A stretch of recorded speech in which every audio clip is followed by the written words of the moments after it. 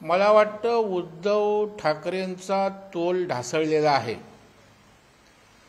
काल जे अभूतपूर्व यश राम मंदिराच्या उद्घाटन सोहळ्याला लाभलं आणि भारतीय जनता पार्टीच्या विषयी जनमनामध्ये एक वेगळ्या प्रकारचा आदर सहानुभूती निर्माण झाली, त्याची मळमळ उद्धव ठाकरेंना होताना दिसते। त्यांनी गेल्या काही वर्षात जी रावणी प्रवृत्तीने ते काम करतायत त्याचा तर अधोगतीला सुरुवात झाले। येणाऱ्या निवडणुकांमध्ये त्यांची रावणी प्रवृत्ती भस्मसात या देशातील जनता केल्याशिवाय राहणार नाही।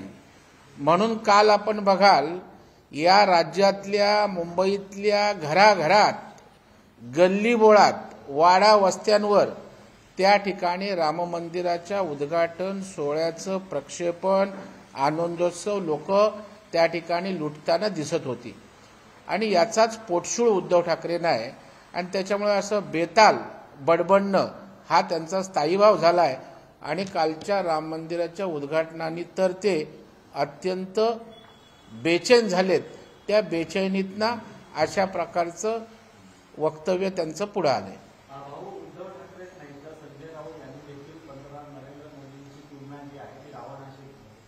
नाही, मला वाटतं संजय राऊत आता शेवटची घटका त्यांची आलेली दिसते, कारण काल मोदी साहेबांना या देशातील जनतेनं काय मानलंय हे त्या ठिकाणी अख्ख्या देशाने जगाने पाहिलेलं आहे आणि त्याच्यामुळे राम मंदिराच्या निर्माणात त्या ठिकाणची प्राणप्रतिष्ठा माना हा आज देशवासियांसाठी आनंद आज मोदी साहेबांच्या नेतृत्वामुळे मिळालाय आणि त्याच्यामुळे स्वतः रावणासारखं वागणाऱ्या त्या ठिकाणच्या संजय राऊत आता भरकटलाय आणि तो असाच बेताल बडबडत राहणार। त्याला मोदी साहेबांवर टीका करण्याची लायकी नाही, त्याची उंची नाही।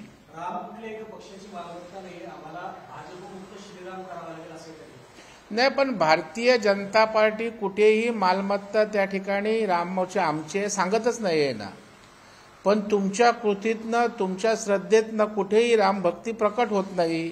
त्याच्यामुळे तुम्हाला तर नैतिक अधिकारच नाहीये, कारण तुम्ही ज्यांच्या सोबत आहात जे आपण विचार त्या ठिकाणी ओकताय हे त्या ठिकाणी रामाच्या श्रद्धेचे नाहीयेत। आणि आपण बघाल की काल सगळ्या देशातल्या पक्षांना सर्व विविध घटकातील मान्यवरांना बोलवलं होतं। भारतीय जनता पार्टीचा झेंडा नव्हता, बॅनर नव्हता की आमचे पदाधिकारी नव्हते। त्याच्यावर राम हा देशातील सर्व हिंदूंचा श्रद्धेचा विषय आहे। आता हे झालेत वेडे आणि त्या बेचैनीतनं त्यांची वक्तव्य येत आहेत। आम्ही कधीच भाजपची रामावर मालकी सांगितली नाही, परंतु त्या ठिकाणी मनोभावे भारतीय जनता पार्टीच्या श्रद्धा कार्यकर्त्यांच्या आणि तमाम पक्षाच्या ह्या रामाप्रती आहेत, हे त्या ठिकाणी निर्विवाद आहे। कोणी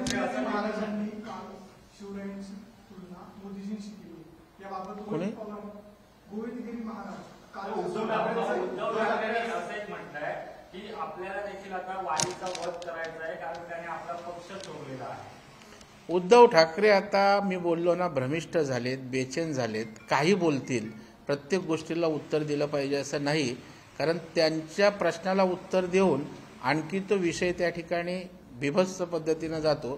त्याच्यामुळे त्यांचा निषेध करतो, त्यांच्याविषयी घृणा व्यक्त करतो। रामाचा एकही गुण आहे तो राहिलेला नाहीये। राम की बात हो गई, अब काम की बात करो, अशा पद्धतीचं उद्धव ठाकरे 2.5 वर्षात घरात बसून होतात, महाराष्ट्रासाठी काय काम केलं ते पहिलं सांगा आणि मग रामाविषयी त्या ठिकाणी आपलं तोंड उघडा बोलायला।